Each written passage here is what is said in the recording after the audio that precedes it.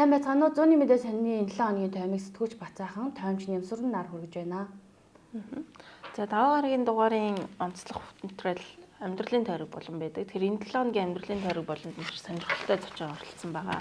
Бүргэд уулын билээс Казахстаны тэнгэрт алдраад урсгасан нурлаан гэд одоо гэр бүлээрээ жодо бүхийн бүстэй бүх гэж ярьдаг тийм бүстэй бүхийн одоо тамирчид гэр бүлийг онцлсан. Энэ гэр бүлийн эзэн нурлаан гэж хүн бол Монгол улсад төрсэн Баян Улгийн аймагт төрсэн байгаа. Одоогоор Казахстан улсад ажиллаж амьдарч байгаа. Гэр бүлээрээ 4 хүүхэд нь болон гэргийн энэ спортоор маш амжилттай ажиллаж амьдарч байгаа. Энэ сайхан гэр бүлийн амьдралын тойргоор ажилласан байгаа.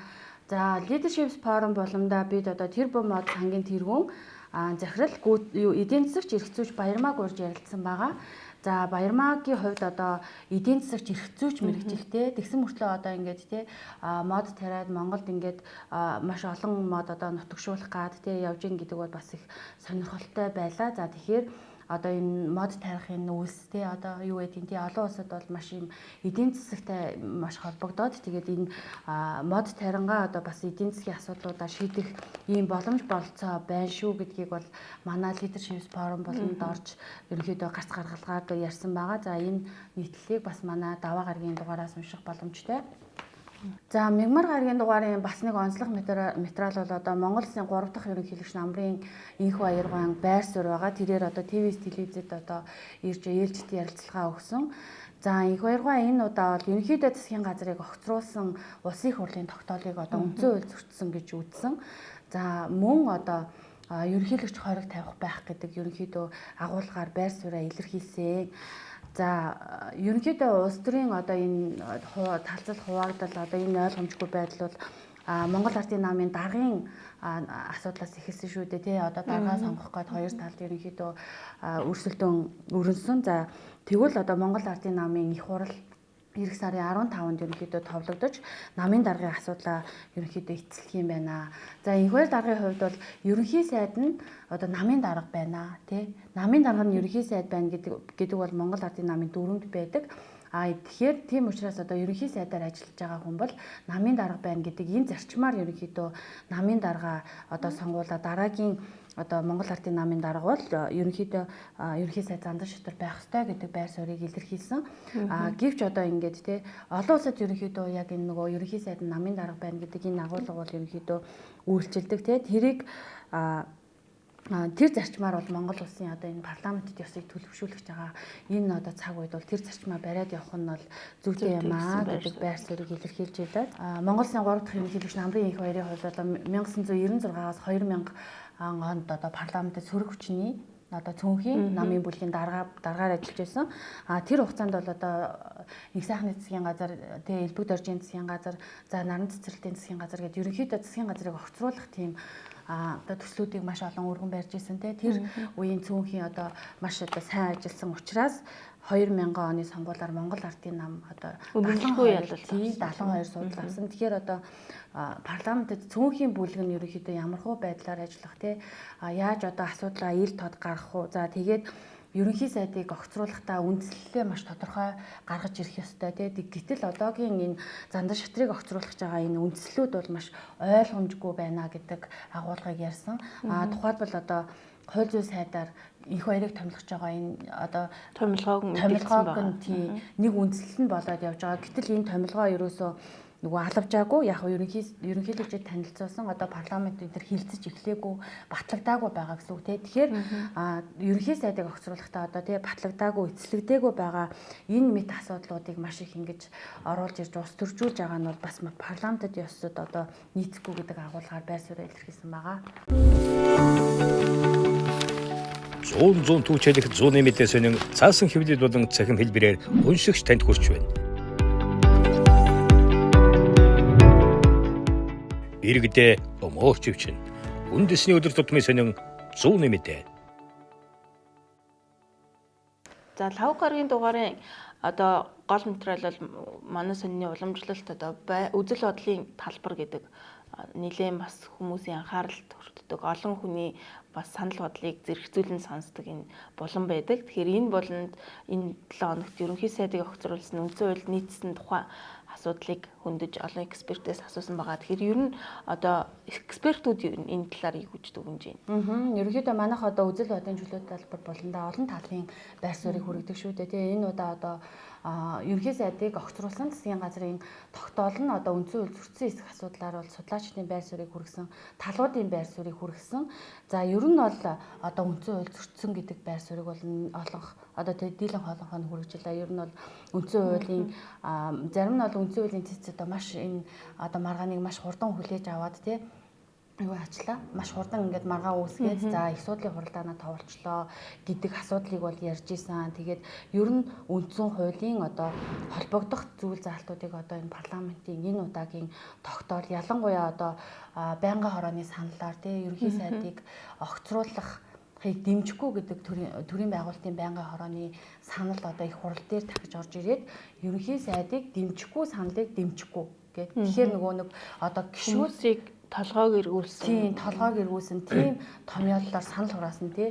Тэгэхээр одоо магадгүй төрийн байгуулалтын байнгын хорооны зарим гишүүд бол одоо байнгын хорон дээрээ дэмжихгүй гэдэг санал өгчөөд их хурал дээрээ дэмжинэ гэдэг санал. Тэр одоо нэг 2-3 цагийн одоо тий хугацаанд тэр хүний одоо тэр санал тий коноп одоо юу гэдэг үзэл санаа маш юм хурдан эсвэл өөрчлөгдөд байна уу эсвэл үнэхээр энэ анханасаа ингээд тий саналын тоогоор конопын тоогоор уралдуулсан ийм үйл ажиллагаа болчихоо гэдэг асуудлыг бол ерөнхийдөө олон нийтийн дунд ярьж байгаа хуульчид ч гэсэн ерөнхийдөө тэрийг ярьж байгаа. Тэгээд 2019 онд одоо үндсэн хуульд нэмэлт өөрчлөлт оруулж баталсан. Гэхдээ засгийн газрыг ингээ маш доктортой ажилуулах одоо засгийн газар маш ингээ хурдан солигдоод маш одоо хурдан ингээд өөрчлөгдөд байна. Тэгэхээр энэ засгийн газрыг маш доктортой ажилуулах тэр одоо заалтыг бол үндсэн хуульд оруулж өгөх зүйтэй юм а гэдэг агуулгаар одоо 2019 оны үндсэн хуулийг өөрчилсөн. Бид нэр тэр хуулийнхаа дагуу явж байгаа. Гэтэл одоо ерөнхий сайдыг огцруулах төсөл өргөн барьсан нөгөө хэсэг маань одоо үндсэн хуулийн өмнөх зүйл заалт хэрэгжих ёстой тий. Өмнөх одоо сайдуудыг огцруулж исэн тэр процессор явах ёстой гэдэг байр суурийг одоо ч гэсэн ер нь илэрхийлсээр л байна л да. Экспертүүдийн байр суурийг бас баттгаад одоо үндсэн хуулийн цэцээс шийдвэр гаргасан байгаа. Энэ үндэслэл нь ч гэсэн яг ижил байж харагдсан тийм ээ. Тэгсэн тий. Ерөнхийдөө яг угаасаа л ер нь анханасаа л нэг ийм процесс болчлаа гэдэг асуудал бол улс төрийн хүрээнд яригдж байсан. За зууны мэдээ сонин пүрэв гарагийн дугаартаа одоо үндсэн хуулийн цэцгийн шийдвэрийг ерөнхийдөө хүргэсэн. Тэгээ шийдвэрийн эргэн тойронд тойм хүргэсэн байгаа. За үндсэн хуулийн цэц одоо лав гарагт хуралдаад нэлээд орой одоо 22 цаг 30 минутанд ерөнхийдөө дүгнэлтэд танилцуулсан. Үндсэн хуулийн цэцээс одоо гүйцэтгэх засаглалын тэргүүнийг огцруулсан улсын их хурлын 95 дугаар тогтоолыг тий бүхэлд нь бол ерөнхийдөө үндсэн хууль зөрчсөн гэж үзсэн. За тэгээд их судлалын хуралдааны одоо энэ шийдвэр бол одоо эцсийн шийдвэр байдаг учраас одоо их хурлын 195 дугаар тогтоол ингээд хүчингү болж байгаа. За тэгээд цэцгийн одоо энэ удаагийн хилцэн асуудал бол одоо Монгол улсын энэ парламентын түүхэнд бол бас маш онцлог үйл явдал байлаа тий. Их хурлыг одоо төлөөлөөд гишүүд нь очсон. Нөгөө талаас засгийн газрыг төлөөлөөд засгийн газрын гишүүд нь очсон. За цэцгийн үед бас нээлттэйгээр одоо энэ хуралдаанаа явуулсан гэж ерөнхийдөө үзэж байгаа. Гэхдээ бас зарим асуудал дээр одоо цэцгийнхаа одоо тэр хурлыг хилцэх дэгээрээ одоо хаалттай ерөнхийдөө үргэлжилсэн тийм ээ. За үндсэн хуулийн цэц дээр одоо босон процессыг ерөнхийдөө хэвлэл мэдээлэлүүд маш одоо өөрийнхөө өнцгөөс энэ гаргаж байгаа.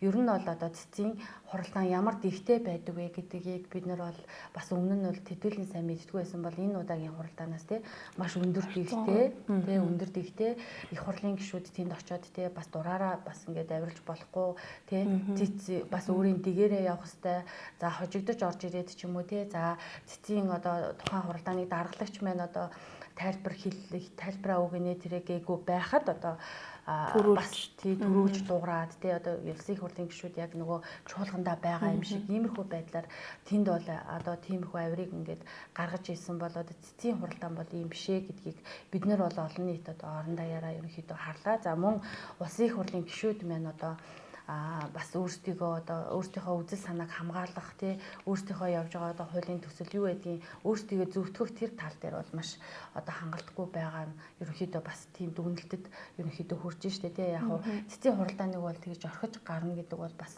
цэцгийн одоо хуралдааны түүхэнд бас тийм олон тохиолдол байдаггүй.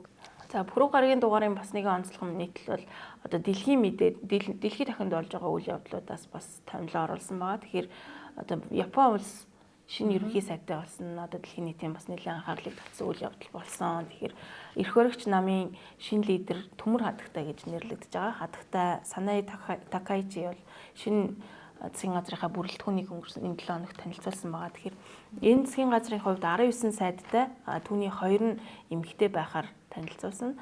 За ерөнхий сайдын хувьд ерөнхийдөө одоо уламжлалт гэхээсээ илүү бас нээлттэй боловч бас зарчимч байр суурьтай байхаа тодорхой илэрхийлсэн байгаа. Анх удаа үг хэлэхдээ чи нэлийн онцолж хэлсэн. Тэгэхээр дэлхийн нийтийн хувьд Японы шинэ ерөнхий сайдыг одоо нэлийн Төмөр Хатагтайг өөрөө ч одоо Английн Төмөр Хатагтайг нэлийн шүтдэг гэдэг илэрхийлдэг, ил тод илэрхийлдэг энэ нэмэгтэй маань одоо бас Японы улс төрд нэгэн өөр өнгө төрхийг оруулж ирж байгаа гэсэн дүгнэлтийг бас гаргаж байгаа. Тэгэхээр манай улсын хувьд ч гэсэн Япон улстай бас маш ойр дотн харилцаатай, Монгол улсын 3 дахь хурцгийн хувьд маш одоо олон тусламж дэмжлэгийг манай улсад өгч идэг хамгийн том түнш орнуудын нэг. Тэгэхээр энэ улсын хувьд шинэ ерөнхий сайд, шинэ удирдлагын байр суурь гэдэг бас манай улсын уншигч үзэгчдэд ч гэсэн бас сонирхолтой байх дамжиггүй юм аа. За бид одоо Баасан гарагийн дугаартаа одоо нийслэлд оруулж ирсэн нөгөө Коксын түвшний тий хүрэлцээ одоо олдоц ерөнхийд байгаа талаар сурвалжлага хүргэсэн. Ер нь бол одоо түвшний эрэлт олдоц муу байгаа нь иргэд олон нийт маш бухимдалтай байна тийм бухимдалтай байна. Тэгээд шатхуунтай зэрэгцээд ингээд түлшний эрэлт багассан тийм байна. Тэгээ ерөнхийдөө яг нийгэмд маш олон асуудалд ингээд дэгдэж байгаагийн одоо нэг нь бол энэ түлшний одоо хүрэлцээ олдцын асуудал байгаа юм байна. За тэгээд хүний эрхийн үндэсний комиссараас энэ талаар дүгнэлт гаргасан байлээ тий. Хүний эрх одоо энэ түлш одоо дулаан байх ч тий дулаан өгүүлж өгөх энэ асуудал бол хүний бас нэг одоо маш том язгуур эрх байна тий. Энэ эрх бол одоо бас энэ чахмал түлш Коксын түлшний асуудал дээр маш их юм зөрчигдөж байна. Иргэд ингээд түлшээ ингээд олж чадахгүй тий юугаар хотоор ингээд маш их явж гин. За тэгээд бас одоо яаж галлах яахыг тий тэр болгоно нь маш ойлгомжгүй байна. Мэдээлэл маш дутуу өгч гин гэдэг дүгнэлтийг гаргасан байлээ. Тэгэхээр энэ асуудал дээр бид нэр бол гол материалаараа одоо түлшний эрэлт олдоц муугаа иргэдийг маш бухимдуулж байна гэдэг нийтлэлээр ерөөдөө хөндөж хүргэсэн. За тэгэхээр энэ 7 хоногт бол Нэгдсэн үндэсний байгууллагын 80 жилийн ойн түүхэн өдөр яг одоо Баасан гарагт тохиож байгаа. Тэгэхээр энэ ойн тэмдэглэлтэд зориулаад манай сонин бол Нэгдсэн үндэсний байгууллагын 80 жилийн ой болон Монгол улс гэсэн агуулгаар Монгол англи хэл дээр нийтлэл гаргасан байна. За мөн өчигдөр буюу Пүрэв гарагт Монгол улсын их сургуулийн профессор одоо сэтгүүл зүйн судлалын бас сэтгүүл зүйн судалт үнэтэй нэмэр оруулсан Монголын их сургуулийн профессор Зулкафил огш маань Мойсийн эмерит профессор гэдэг цол хүртсэн байгаа. Тэгэхээр энэ эмерит гэдэг цолыг ямар профессоруудад олгодог вэ гэхээр яг профессорын ажиллаараа 20-аас дээш жил ажилласан мэрэгжлийн одоо салбартаа үнэлэгдсэн бүтээл туурвсан профессоруудад олгодог. Тэгэхээр Зулкафил багшийн хувьд бол одоо сэтгүүл зүй хэвлэл мэдээллийн салбарт ажиллаж байгаа 4000 гаруй сэтгүүлчдийн 2000 гаруй нь одоо шавнарна гэж үздэг. За насаараа үндсэндээ 45 жил Монгол Улсын их сургууль багшилсан, маш олон сургагчид гарын авлага бичсэн, сэтгүүлч мэрэгжлийн магадлал итгэмжлэлийг одоо ахалж ажилласан. Одоо энэ магадлал итгэмжлэлээр ихтэй сургуулиуд маань боловсрогчны бэлтгэж явдаг. Ийм одоо маш их одоо салбарын хувьд бол гавьяа агуулсан энэ эрхэм профессор маань эмерит профессор гэдэг цол хүртсэн байгаа. 100 түүчэлэх 100 мэдээ сонин цаасан хэвлэл болон цахим хэлбэрээр уншигч танд хүрч байна. Иргэдээ өмөөч өвчин. Үндэсний өдөр тутмын сонин 100 мэдээ.